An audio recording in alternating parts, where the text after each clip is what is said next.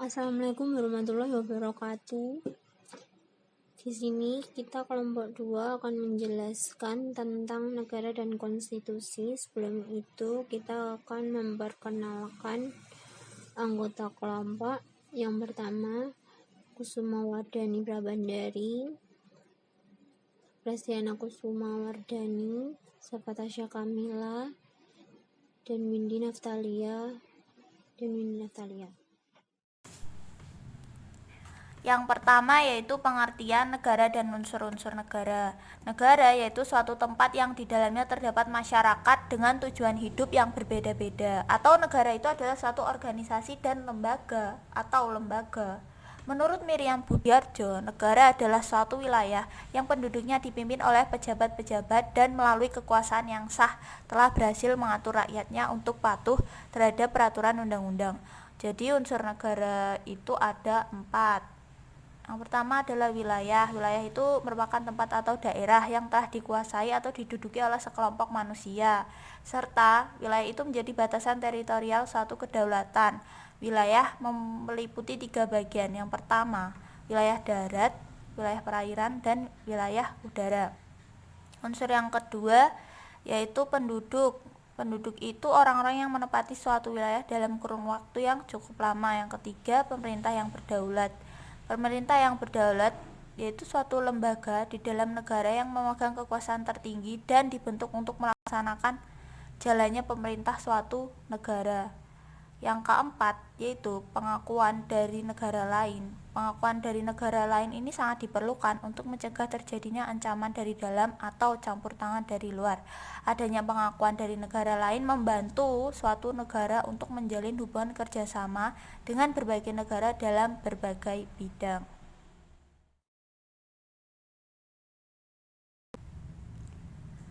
Fungsi dan bentuk-bentuk negara. Fungsi negara itu ada 4. Yang pertama adalah fungsi ketertiban dan keamanan. Negara memiliki fungsi sebagai pihak yang mengatur serta melakukan ketertiban dan keamanan masyarakat. Dan yang kedua, fungsi kesejahteraan dan kemakmuran. Pemerintah harus mengupayakan kesejahteraan dan kemakmuran warga negaranya, khususnya di bidang ekonomi dan sosial. Yang ketiga, fungsi pertahanan. Dalam hal ini, negara memiliki fungsi mempertahankan dan menjamin kelangsungan hidup suatu bangsa dari ancaman, baik serangan dari dalam maupun dari luar. Yang keempat, fungsi penegak keadilan. Negara harus dapat menjamin keadilan untuk setiap rakyatnya yang mencakup seluruh aspek ideologi, ekonomi, sosial, budaya, politik, pertahanan, dan keamanan. Fungsi keadilan ini dilakukan dengan cara penegakan hukum melalui badan-badan peradilan suatu negara. Yang ketiga adalah bentuk negara. Bentuk negara ada 2. Yang pertama, negara kesatuan. Negara kesatuan itu di mana kekuasaan tertinggi dipegang oleh pemerintah pusat.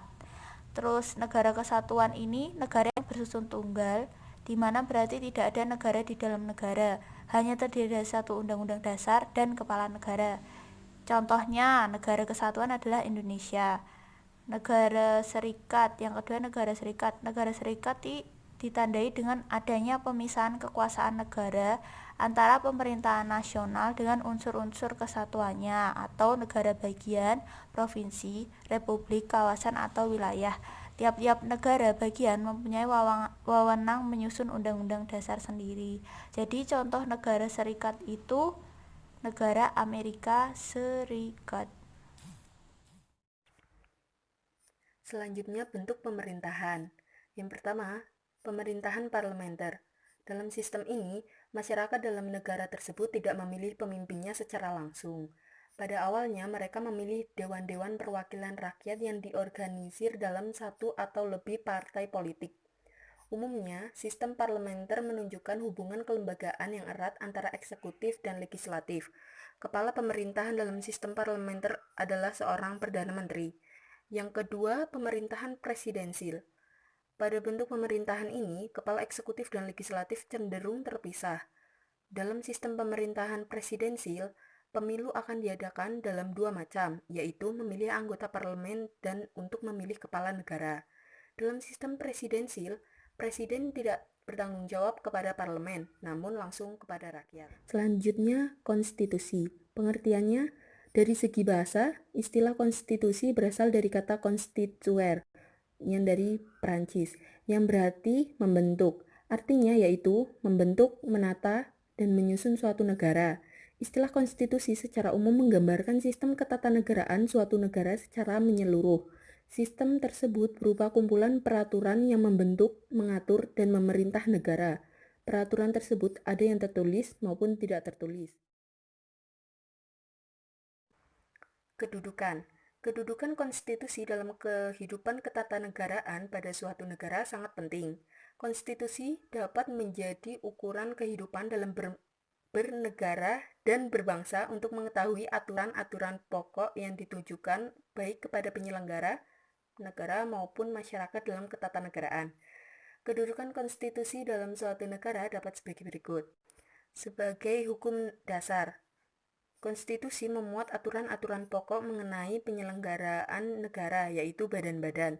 Yang kedua, sebagai hukum tertinggi, konstitusi memiliki kedudukan yang lebih tinggi daripada peraturan-peraturan yang lain dalam tata hukum pada suatu negara.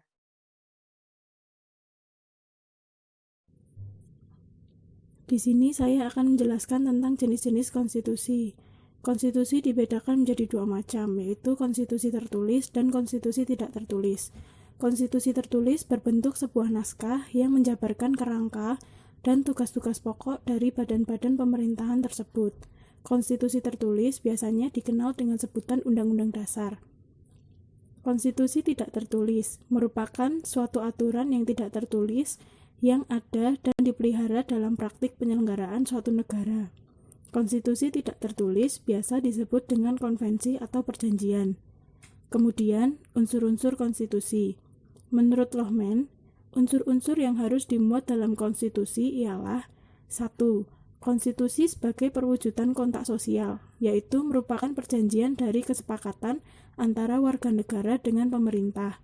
Yang kedua, konstitusi sebagai penjamin HAM, yaitu merupakan penentu hak dan kewajiban warga negara dan badan-badan pemerintah. Yang ketiga, konstitusi sebagai forma regimens, yaitu merupakan kerangka pembangunan pemerintah. Selanjutnya, sifat konstitusi. Menurut pendapat C.F. Strong, suatu konstitusi dapat bersifat kaku atau bisa juga fleksibel, tergantung pada apakah prosedur untuk mengubah konstitusi itu sudah sesuai dengan prosedur membuat undang-undang di negara tersebut ataukah belum. Oleh sebab itu, sifat dari konstitusi dapat dibedakan menjadi dua, yaitu konstitusi yang bersifat kaku dan konstitusi yang bersifat luas. Konstitusi yang bersifat kaku hanya dapat diubah melalui prosedur yang berbeda dengan prosedur membuat undang-undang. Sedangkan konstitusi yang bersifat luas diartikan bahwa konstitusi dapat diubah melalui prosedur yang sama dengan prosedur membuat undang-undang. Selanjutnya yaitu tujuan konstitusi. Konstitusi mempunyai tujuan sebagai pembatas kekuasaan penyelenggara negara agar tidak berbuat sewenang-wenang dan agar dapat menjamin hak warga negara. Tujuan konstitusi dikenal dengan istilah konstitusionalisme, yang maksudnya adalah suatu gagasan yang memandang pemerintah sebagai suatu kumpulan kegiatan yang diselenggarakan atas nama rakyat. Selanjutnya, saya akan menjelaskan apa saja fungsi konstitusi. Fungsi konstitusi yang pertama, membatasi atau mengendalikan penguasa dalam menjalankan kekuasaannya agar tidak semena-mena pada rakyatnya.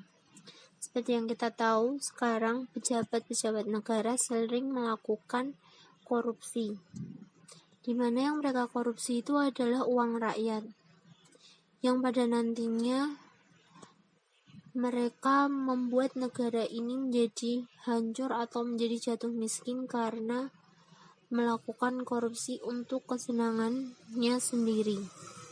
Lalu yang kedua, memberi dasar hukum untuk perubahan masyarakat seperti yang dicita-citakan. Cita-cita negara ini terkandung dalam pembukaan UUD 1945 alinea keempat. Lalu yang ketiga, menjadi landasan dalam penyelenggaraan negara yang dijunjung tinggi oleh seluruh warga negara, baik penguasa maupun rakyatnya. Lalu Lalu selanjutnya saya akan menjelaskan hubungan negara dengan konstitusi. Konstitusi itu berasal dari dasar negara.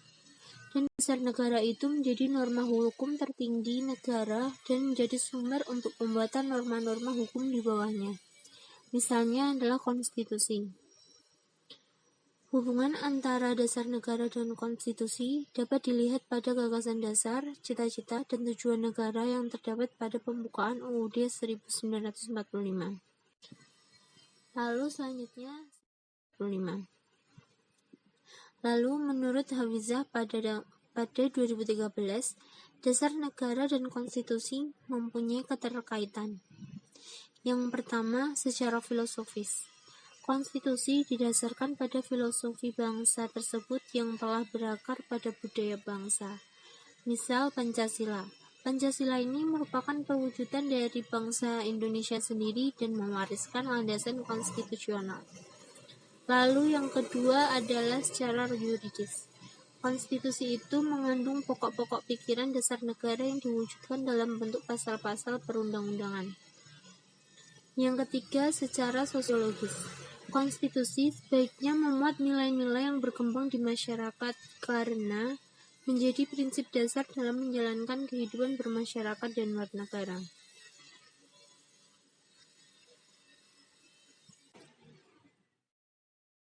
Di sini saya memiliki contoh kasus yang terkait dengan tentang pembahasan yang kita bahas, yaitu revisi UU yang melemahkan KPK.